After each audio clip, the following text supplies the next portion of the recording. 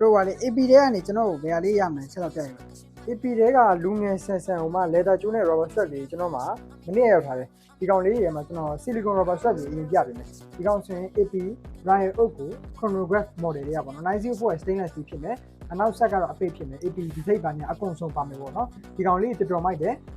ပွဲသားပွဲလာလည်းအဆင်ပြေတယ် daily ပတ်ဖို့လည်းအဆင်ပြေတယ်အဲ့ဒီအောင်မှာ AP chronograph ကို Panda edition ရှိမယ်ဒီကောင်လေးကျွန်တော်အခုပြမယ်တဲ့အကုန်လုံးက3သိန်းဝန်းကျင်နဲ့4သိန်းမကျော်ဘူးအဲ့ဒီနေရာမှာဒီကောင်ဆိုရင်ကိုပေါအောင်မှာအထက်ကဟို green color ဒိုင်ခွက်နဲ့တော်တော်ကြီးကိုလမ်းနေအကြောင်တွေကတော့ဒီအကြောင်အစုံရမယ်ပေါ့နော်ဒီကောင်လေးတွေကိုကျွန်တော်3သိန်းကျော်ကျော်နဲ့ပဲရမှာပဲပြီးတော့ AP တွေက leather ကျိုးနဲ့လိုချင်တယ်ပွဲတက်ပိုင်ညာလည်းသုံးချင်တယ်နည်းနည်းလူကြီး automatic ဒီကောင်လေးရှိမယ် AP Royal Oak ကိုမှဒိုင်ခွက်ပြောင်းအနောက်ဆက်အပွင့်ဖြစ်မယ် leather ကျိုးဖြစ်မယ် Genial leather ဖြစ်မယ် quality ကတော့တော်တော်မိုက်တယ်ဒီကိုကျတော့ကျွန်တော်4သိန်းဝန်းကျင်နဲ့ရမှာပေါ့နော်ဒီထဲမှာဆိုဒီအကြောင်လေးရှိမယ်ဒီကောင်ဆိုရင် grey color ဒိုင်ခွက်တွေဒီကောင်ဆိုရင် navy blue color မှာ leather အကျိုးကအပြရောင်နဲ့တော်တော်ကြီးကိုလမ်းနေကျွန်တော်မှတစ်လုံးပဲရှိရမယ်ပြီးတော့ off black ကြိုက်တဲ့ brother တွေဒီ off black လေးရှိမယ်ပေါ့နော်